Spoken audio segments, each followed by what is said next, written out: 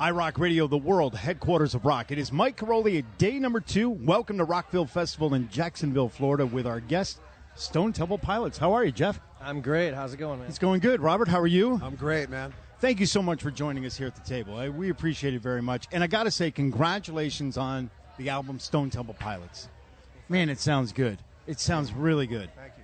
And, you know, when the first single came out, I was honestly wondering, well, what's the reaction going to be from the listeners? You know, and from note one, they've embraced it. And the music stands on its own. So congratulations. Thank you. And we're playing Roll Me Under, and that sounds big and bold on the radio as well. So it's good we're stuff. We're playing that one today, too, man. Are you? So it's a great coincidence. See how that works out? Yeah. So how does it feel, you know, getting out, playing these songs live and in front of, whether it's tens of thousands here or you're going to be doing your own headlining shows as well? What are the emotions and the feelings going through the band as you get ready to do these shows? Well, for me, you know, it's been a long time since I've toured. So, and to be able to do it with such an iconic band as Stone Temple Pilots, and just continue their journey, and you know, it's all about them for me. You know, I really want them to, because I'm such a huge fan of Stone Temple Pilots that, you know, I feel like they deserve it, and I wanna help them grow and complete the process and finish it out strong. Mm-hmm. Well, you know, listen, I got to say thank you for the music over the years. I mean, the music you guys have created, I mean, we hear it all the time. It's the soundtrack to a lot of people's lives. Yeah, it's just about writing good songs, you know, and continuing to do that. But not everybody can do that, you know? I know that, but, you know, we kind of always listen to the people who could, you know? Sure. And that's what kind of inspired and influenced us to continue, you know? Well, let me ask you this. This is a question I'd like to ask artists, and I'll ask both of you the same.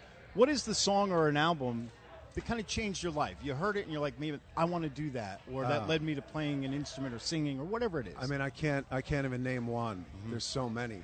There's so many that led me and all of us to this point, you know? So there's so many of those. You know? What about you? The song or the album? Edmund Fitzgerald, because Yeah. it was the first song that made me feel something and told a story and painted a picture for me where it almost put me there. You know what I mean? And it happens to be about, you know, something that happened in Lake Superior, which is where I grew up.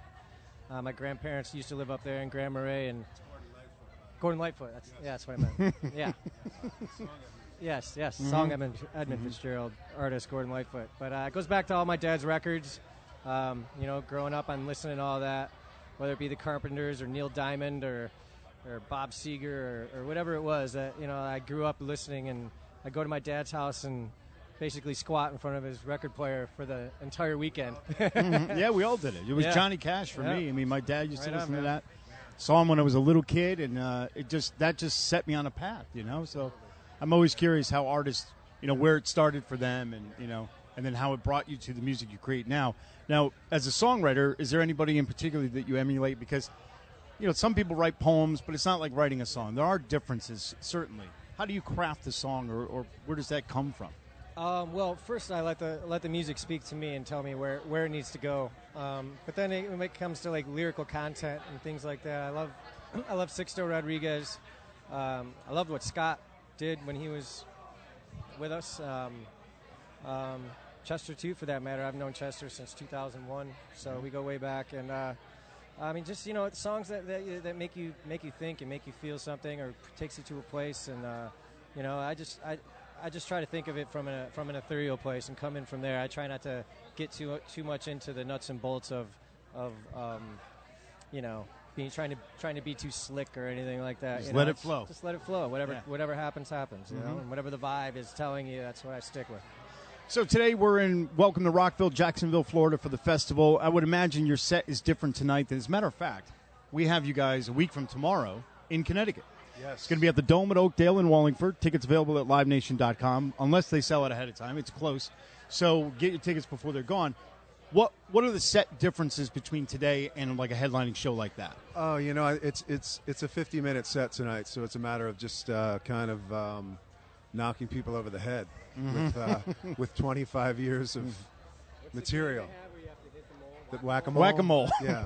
So it's just pulling out songs that's like I said, just some are 25 years old now. You know, so.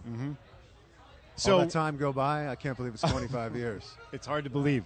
It is. It's hard to believe. Man. But so we can't wait to have you in Connecticut. It's May 6th, Yes. so it's a week from tomorrow. To it. It's going to be a good show, as always. And congratulations on the new music, really, sincerely. Thank you. Sounds great on the radio. They're good songs, and Thank we you. wish you guys all the best. And we look forward to next week Thank you. in Connecticut at the Dome at Oakdale with See Stone you Temple there. Pilots.